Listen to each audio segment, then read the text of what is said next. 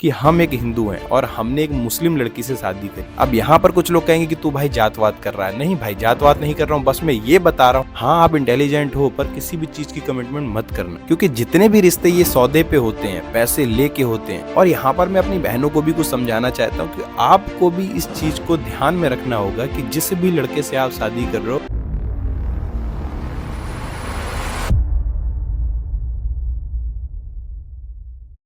देखो वो लड़कियों को आपको कभी नहीं छोड़ना है जिन्हें मेल अटेंशन की जरूरत नहीं है, क्योंकि कम ही लड़कियां जीवन में ऐसी आपको मिलेंगी जिन्हें मेल अटेंशन से कोई फर्क नहीं पड़ता। वो सिर्फ और सिर्फ अपने पार्टनर पर ध्यान देती हैं, दूसरा कुछ भी हो, कोई भी हो, कैसा भी, उन्हें कोई फर्क नहीं पड़ता। और ऐसी लड़कियों से हमको ये सीख मिलती है कि वो लड़कियां कितनी लॉयल होती होंगी, कितना उनके अंदर कंट्रोल होता होगा कि वो किसी इंसान को देख तक नहीं रही है। तुम्हारा अगर उनका रिलेशन चल रहा है तो वो सिर्फ और सिर्फ आपको और खुद को ही देखती हैं, दूसरे इंसान को देखती तक नहीं। मुझे बहुत पसंद है ऐसी लड़कियां जो किसी भी कल्चर में हो पर वो किसी भी कल्चर को एक्सेप्ट करने की कोशिश ना करे, सिर्फ और सिर्फ अपने ही कल्चर को एक्सेप्ट करें। चाहे उनके सामने कितना बड़ा करोड़पति, अरबपति कोई भी पोस्ट आ जाए, पर वो अपने कल्चर को नहीं छोड़ती हैं, सिर्फ अपने ही कल्चर में शादी करती हैं, अपने ही कल्चर में रिलेशनशिप करती हैं और उसी कल्चर को पसंद करती हैं। अब यहाँ पर कुछ लोग कहेंगे कि तू भाई जातवाद कर रहा है। नहीं भाई, जातवाद नहीं कर रहा हूँ, बस मैं ये बता रहा हूँ कि अपने कल्चर में शादी, रिलेशन, ये सब करने से होता क्या है, आपका कम्युनिकेशन बहुत ज्यादा अच्छा रहता है। मान के चलो कि हम एक हिंदू हैं और हमने एक मुस्लिम लड़की से शादी करी। बेशक कई रिश्ते ऐसे भी होंगे जो बहुत अच्छे चलेंगे,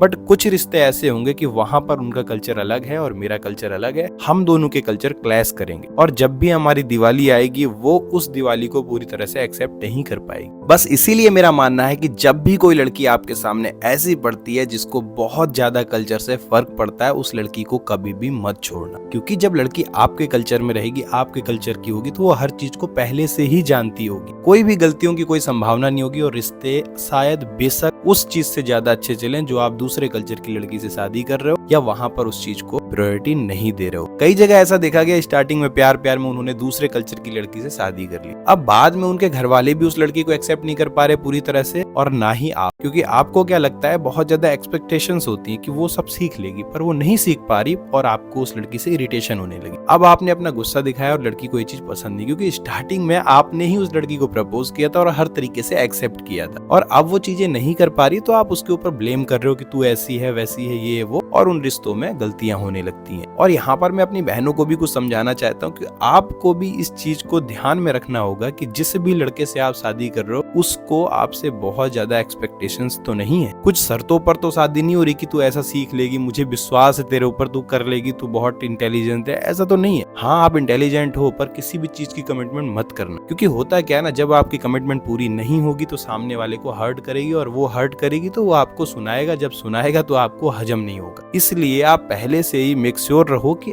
आपको उस इंसान के साथ जाना है, पर कोई शर्त में नहीं। हर लड़की से मैं ये कहता हूँ, किसी भी लड़के से शादी करो, कोई शर्त पे नहीं करो, नॉर्मल शादी होनी चाहिए कि भाई ये है, ये है, ये है, सब देखा हुआ है तब शादी हो रही, क्योंकि जितने भी रिश्ते सौदे के साथ होते हैं वो रिश्ते कभी भी सफल नहीं होते। मैंने देखा है ऐसे ऐसे लोगों को जिनमें बहुत ज्यादा प्यार था स्टार्टिंग में, पर बाद में सब कुछ खत्म हो गया। रीजन क्या था कि उन्होंने सौदे के साथ शादी करी थी, कभी भी इंटरनली किसी का बिहेवियर को नहीं जज किया था। तो इसलिए ध्यान रखना कि कभी भी सौदे से शादी मत करना यार, जो इंसान पसंद है, दिल से पसंद है, उसी से शादी करना।